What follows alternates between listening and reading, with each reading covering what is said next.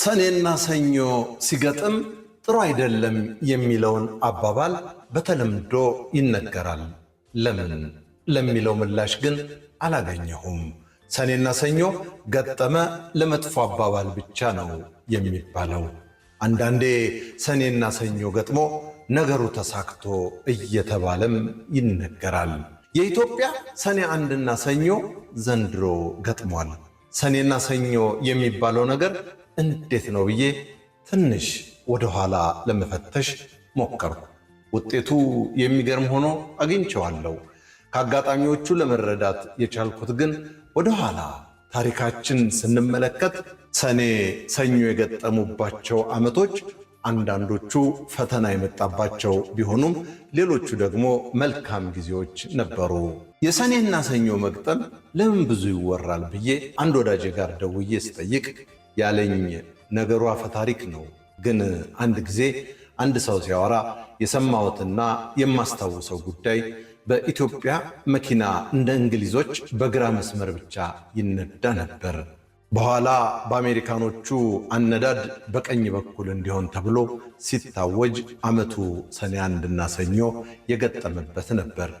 በጊዜው አዋጁን እየረሳ የተጋጨ ብዙ ሰው ነበር። በዚህ ሳቢያ ሰኔ ሰኞ ይባላል፣ በዚህ ሳቢያ ሰኔ ሰኞ ይባላል ሲሉ ሰምቻለሁ አለኝ። ለማንኛውም የሰኔና ሰኞ ገጠመኝ የሚገርም ነው። በተወሰነ መንገድ እንመልከተው። የአድዋ ዘመቻ በ1888 ዓ.ም ሲደረግ ሰኔና ሰኞ ገጥሞ ነበር። ይህ ዘመቻ ብዙ ፈተና ቢኖርበትም ድሉ ግን እስካሁን ለጥቁር ሕዝቦች በሙሉ እንዳንጸባረቀ ነው። ሰኔና ሰኞ የገጠሙበት 1906 ዓ.ም ዳግማዊ ምኒልክ ያረፉበትና ልጅ ኢያሱ ወደ ንግሥና የመጡበት ነበር። ይህ ዓመት እንደ አውሮፓውያን አቆጣጠር 1914 ሲሆን የመጀመሪያው ዓለም ጦርነት የተጀመረበት ዓመትም ነው። ሰኔ እና ሰኞ የገጠሙበት ጥቅምት 23 1923 ዓ.ም አፄ ኃይለ ሥላሴ ከራስ ተፈሪነት ወደ ንጉሥ ነገሥት ኢትዮጵያ ተብለው በአዲስ አበባ ደብረገነት ቅዱስ ጊዮርጊስ ቤተ ክርስቲያን ሥርዓተ ንግሥ የፈጸሙበት ዓመት ነው። በ1928 ዓ.ም ወይም እንደ አውሮፓውያን አቆጣጠር በ1935 ዓ.ም በኢትዮጵያም በፈረንጆችም እንዲሁ ሰኔና ሰኞ በኢትዮጵያ ገጥሞ ነበር። በዛን ዓመት ዓለምም ሆነ ኢትዮጵያ የገጠማቸው አሳዛኝ ጉዳይ ነበር። በኢትዮጵያ የፋሺስት ጣሊያን ኢትዮጵያን የወረረበት ዓመት ነበር። በዓለም ላይም ጀርመን የአንደኛውን ዓለም ጦርነት ማብቂያ ላይ የፈረመችውና ጀርመን ራሷን እንድታስታጥቅ የሚለው የቨርሳይለስ ትሪቲ የሚባለውን ያፈረሰችበት ዓመት ነበር። ይህንን ውል በማፍረስም ሂትለር ጀርመንን መልሶ በማስታጠቅ የሁለተኛው ዓለም ጦርነት በዓለም ላይ ለማወጅ በሩን የከፈተለት ቁልፍ ተግባር ሆነ። በ1973 ዓ.ም ደርግ ከወታደራዊ ስሙ ወደ ድርጅት ማለትም በ1972 ዓ.ም ወታደሮቹን በሙሉ በኢትዮጵያ ሰራተኞች ፓርቲ አደራጅ ኮሚሽን ወይም ኢሰፓኮ ብሎ በ1972 ዓ.ም መስርቶ ራሱን ያደላደለበት ጊዜ ነበር። በተመሳሳይ ኢህአዴግ ወይም ህወሓት በ1984 ዓ.ም ራሱን ከሽምቅ ተዋጊነት ባንዴ የሽግግር መንግስት በሚል ራሱን ወደ ስልጣን ያመጣበት ዓመት ነበር። ሁለቱም 1973 ዓ.ም እና 1984 ዓ.ም የዋሉት ሰኔዎች ሰኔ አንድ የዋሉት ሰኞ ቀን ነበር።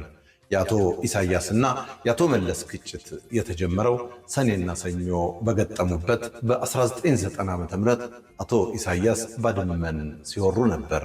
ሰኔና ሰኞ የገጠሙበት የኮሮና ወረርሽኝ በ2012 ዓ.ም ወይም 2020 ዓ.ም እንደ አውሮፓ አቆጣጠር በፈረንጆችም ሆነ በኢትዮጵያ አቆጣጠር ሰኔ አንድና ሰኞ ገጥሟል። መላው ዓለም በኮሮና ወረርሽኝ የታመሰችበት ዓመትም ነው። ከዚህ በተጨማሪ የሚከተሉት ዓመታት ሰኔና ሰኞ የገጠሙባቸው ናቸው።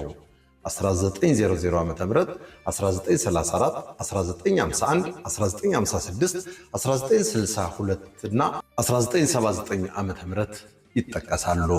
ለማጠቃለል በዓለማችን እንዲህ አይነት አጋጣሚዎች ይከሰታሉ።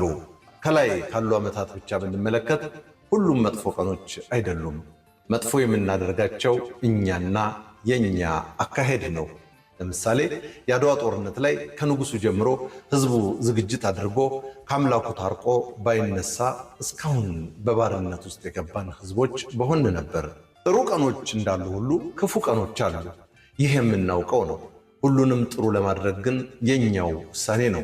ይኸውም መስራት የሚገባንን በመስራት ስንሰራ ደግሞ በትዕቢት ሳይሆን እግዚአብሔር ክፉን ቀኖች እርሱ ባወቀ እንዲያሳልፍ በመጸለይ ነው።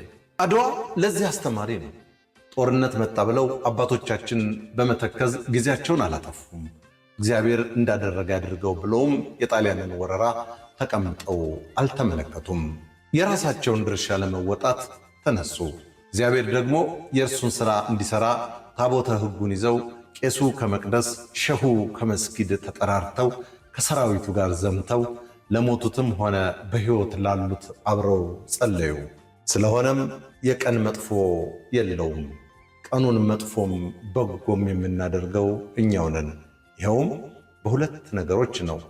አንድ የሚመጣውን ፈተና ለመጋፈጥ በህብረት ባለመስራትና ሁለት ደግሞ ወደ እግዚአብሔር ባለመጸለይ ነው። መልካም ሰኔና ሰኞ። ጌታቸው በቀለ እንዳዘጋጀው፣ በለጠ ሸቴ ዘሀገረ ኢትዮጵያ እንዳቀረበው